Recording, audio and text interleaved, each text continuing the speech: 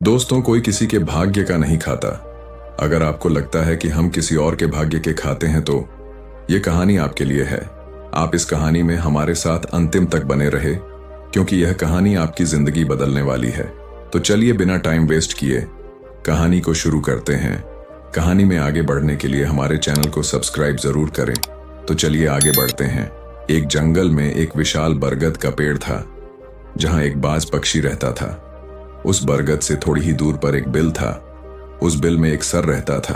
फिर एक दिन जैसे ही सर्प बिल से बाहर निकलने लगा तो उस सर्प को वह बाज पक्षी देख रहा था। जब सर्प बिल से बाहर निकलने लगा तो उसी समय बाज सर्प पर झपटा, परंतु सर्प अपने बिल से अधिक बाहर नहीं निकला था, इसलिए वह वापस बिल में चला गया। फिर थोड़ी देर बाद सर्प ने अपना मुंह बिल से बाहर निकाला और देखने लगा कि बाज पक्षी यहीं पर है या कहीं पर चला गया। फिर वह बाज पक्षी दोबारा उस सर्प पर झपटा, परंतु वह फिर से वापस अपने बिल के अंदर छुप गया। जैसे ही सर्प अपने बिल से बाहर निकलने का प्रयास करता तो बाज उस पर हमला करता और उसे उठाकर ले जाने की कोशिश करता। बाज मन में सोच रहा था कि जब भी तू बाहर निकलेगा तो मैं तुझे अपना भोजन बना लूंगा। सर्प उस बाज के डर से बिल में छुपा रहता है। जब सर्प को उस बिल में रहते हुए काफी समय हो जाता है तो सर्प मन में विचार करने लगता है कि यदि राजा अशोक ही से आ जाए तो वह दूसरों के कष्टों का हरण करते हैं, और राजा अशोक ही ऐसे हैं जो मुझे इस बात से बचा सकते हैं। तो राजा अशोक को याद करता हुआ सर्प उस बिल में छुपा रहता है, और जो भी उस मार्ग से निकल कर जाता तो उसे सर्प कहता, भाई कोई मेरी बात राजा अशोक तक पहुंचा दो, या मुझे राजा अशोक से मिला दो तो मैं उसका जीवन भर एहसानमंद रहूंगा। फिर एक दिन राजा अशोक, जो दूसरों के दुखों को दूर करते थे, वह जंगल में जा रहे थे और उसी मार्ग से निकल कर जा रहे थे।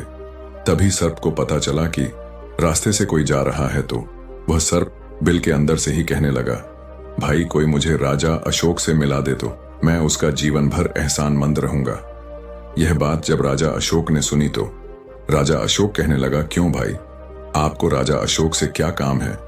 तो सर्प कहने लगा, देखो भाई, राजा अशोक दूसरों के दुखों का हरण करते हैं और मैं बहुत दिनों से इसी बिल में पड़ा हुआ हूं।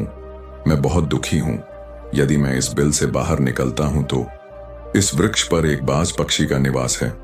वह बाज मुझ पर उसी समय हमला करता है, इसीलिए मैं इस बिल से बाहर नहीं निकलता हूं और ना ही मुझे कुछ खाने को मिलता है।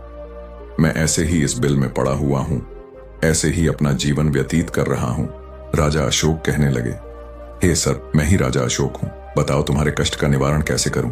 तो सर्प कहने लगा, हे महाराज, जैसा आप उचित लगे ऐसा ही कीजिए, लेकिन मेरा इस बात से पीछा छुड़ा दीजिए, नहीं तो यह एक दिन मुझे मार डालेगा।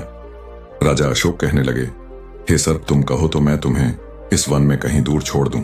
सर्प कहने लगा, महाराज, जब आप मुझे दूर छोड़ने जाओगे तो यह बाज हमें देख लेगा और यह वहीं पर जाकर फिर से बैठ जाएगा और मौका मिलते ही यह मुझे मार डालेगा। राजन, आप मुझे कुछ समय के लिए अपने पेट में बिठा लीजिए। आपके पेट में बैठने के लिए मुझे स्थान दे दीजिए। जब इस बाज को पता नहीं चलेगा कि सर्प कहाँ गया, मैं आपके साथ इस वन से बहुत दूर चला जाऊंगा और जाने के बाद मैं आपके पेट से बाहर आ जाऊंगा। राजा अशोक कहने लगे, ठीक है सर्प, आज आप मेरे पेट में प्रवेश कर जाइए।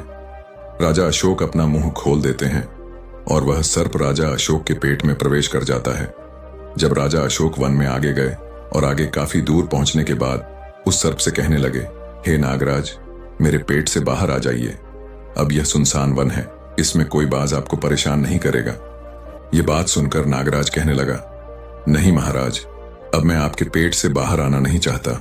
राजा अशोक ने कहा, क्यों भाई, आपने तो मुझसे यह वादा किया था कि आप मुझे आगे सुनसान वन में छोड़ देंगे।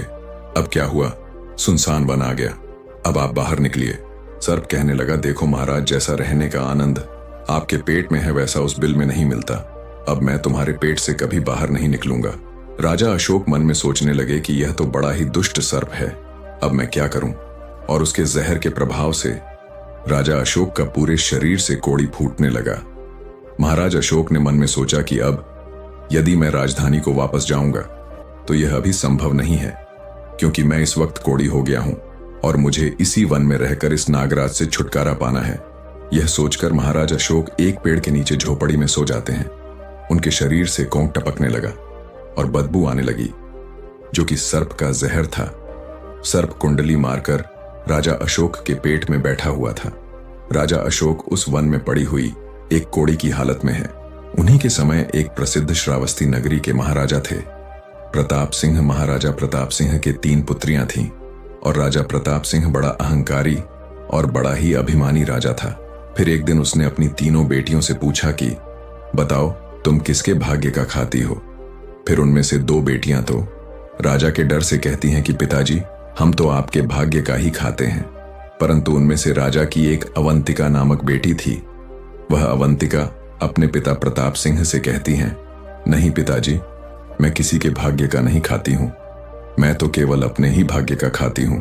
उस बेटी की बात सुनकर राजा को बहुत क्रोध में आया और राजा ने उसी समय नाई और ब्राह्मण को बुलाया और नाई और ब्राह्मण से कहने लगा कि इन दोनों बेटियों का रिश्ता तो आप किसी राजा के यहां करके आइए, और जो यह बड़ी वाली बेटी है, इसका रिश्ता किसी कोढ़ी या जिसके हाथ पैर नहीं हो उसके साथ करके आइए। फिर राजा का आदेश मिलते ही नाई और ब्राह्मण उन तीनों बहनों का रिश्ता करने के लिए चल देते हैं। उन्होंने राजा की दोनों छोटी बेटियों का रिश्ता तो राजवंशों में कर दिया, परंतु तीसरी बेटी के लिए वर ढूंढते ढूंढते हुए उसी वंश से निकलकर जा रहे थे जिस वन में राजा अशोक अपनी झोपड़ी में कोड़ी के रूप में पड़े हुए थे। उनके शरीर से कोड़ बह रहा था।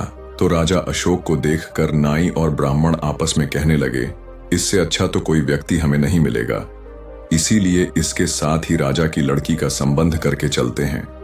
फिर राजा अशोक के साथ नाई और ब्राह्मण ने राजा प्रताप सिंह की लड़की अवंतिका का विवाह तय कर दिया और राजा ने भी बहुत जल्दी अवंतिका को उस वन में ले जाकर वहीं उस कोढ़ी राजा अशोक के साथ उसका विवाह संपन्न कर दिया।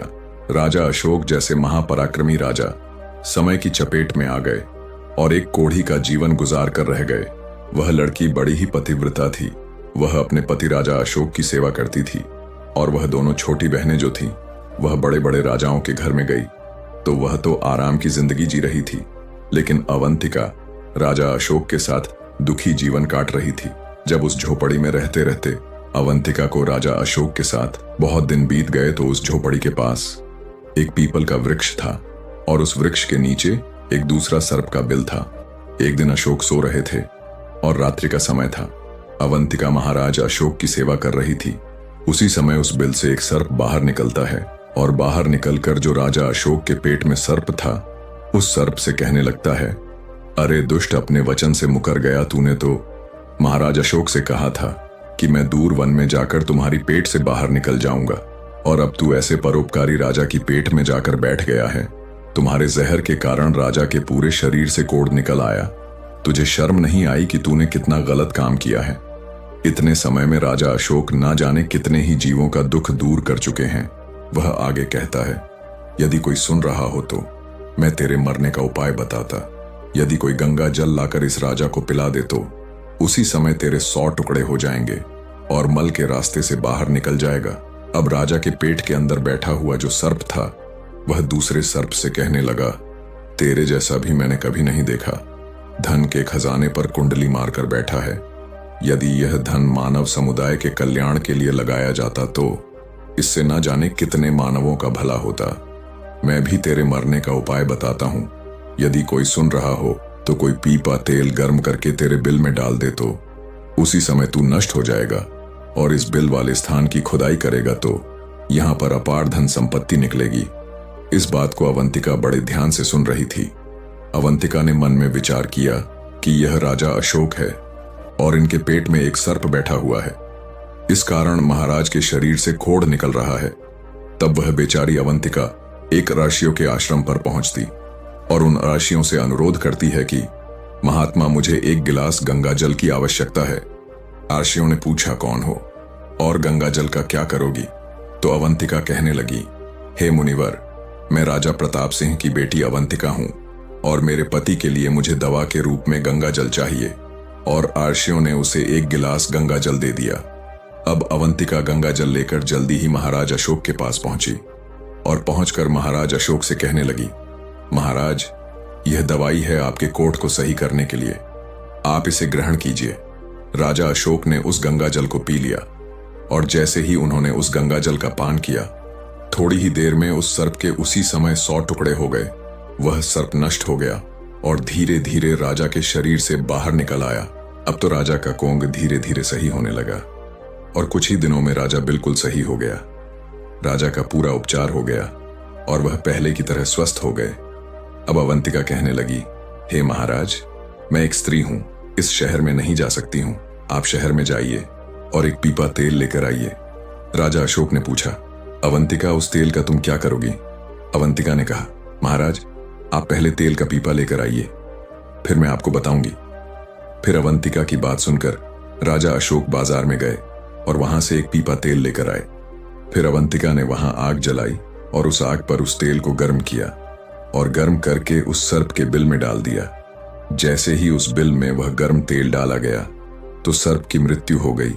अवंतिका ने राजा अशोक से कहा, महाराज, स्थान को खोद दीजिए। फिर राजा अशोक ने जब उस स्थान की खुदाई की तो वहां से अपार धन संपत्ति निकली। अवंतिका कहने लगी, महाराज देखिए, मैं जानती हूं कि आप उज्जैन नरेश राजा अशोक हैं, परंतु मेरे पिता ने मेरा अपमान किया था और मुझे एक कूड़ी को दिया था, परंतु मैं मेरे भाग्य का खाती हूं, इसलिए इसी स्थान पर मेरे पिता के जो महल हैं उससे अच्छा महल बनना चाहिए। राजा अशोक कहने लगे, अवंतिका, तुम कैसी बातें कर रही हो? हम नरेश हैं, भला यहां पर महल क्यों बनाएंगे? आप उज्जैन नगरी को चलिए। परंतु राजा अशोक के कहने पर भी अवंतिका नहीं मानी। फिर राजा अशोक ने उस वन में एक शानदार महल का निर्माण करवाया। राजा प्रताप सिंह पर एक दूसरा राजा आक्रमण कर देता है और उस आक्रमण में प्रताप सिंह पराजित हो जाता है और राजा अपने प्राण बचाने के लिए उसी वन में पहुंच जाता है। जब वन में राजा भूखा प्यासा भटक रहा था, फटे हुए वस्त्र और भूख से पीड़ित और प्यास से राजा का गला सूख रहा था, तो राजा घूमते घूमते उस अवंतिका और राजा अशोक के महल के नजदीक से गुजरता है। अवंतिका अपने पिताजी को पहचान जाती है। अवंतिका ने अपने एक सेवक को भेजा और सेवक भेजकर महाराज प्रताप सिंह, जो कि एक हटे हुए हाल में थे और जिनके पास वस्त्र नहीं थे, उन्हें बुलवाया। प्रताप सिंह ने सोचा, यह न जाने कौन है और हमें क्यों बुला रही है। जब राजा प्रताप सिंह उस लड़की के पास पहुंचे तो उन्होंने लड़की को पहचान लिया।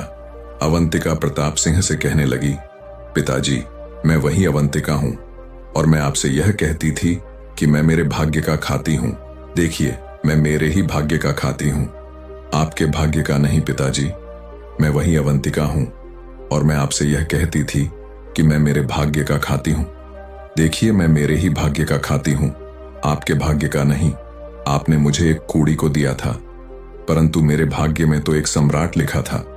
देखिए पिताजी, मैं उज्जैन नरेश राजा अशोक की पत्नी हूं। राजा प्रताप सिंह मन में विचार करता है और अपनी उस लड़की से अपने अपराध के लिए क्षमा मांगता है। दोस्तों, इस संसार में सबसे बड़ा बलवान समय है और हर कोई व्यक्ति किसी दूसरे के भाग्य का नहीं खाता। हर कोई यह सोचता है कि यह मेरे भाग्य का खा रहा है, परंतु नहीं, कोई किसी के भाग्य का नहीं खाता। जो कोई खाता है वह अपने भाग्य का ही खाता है।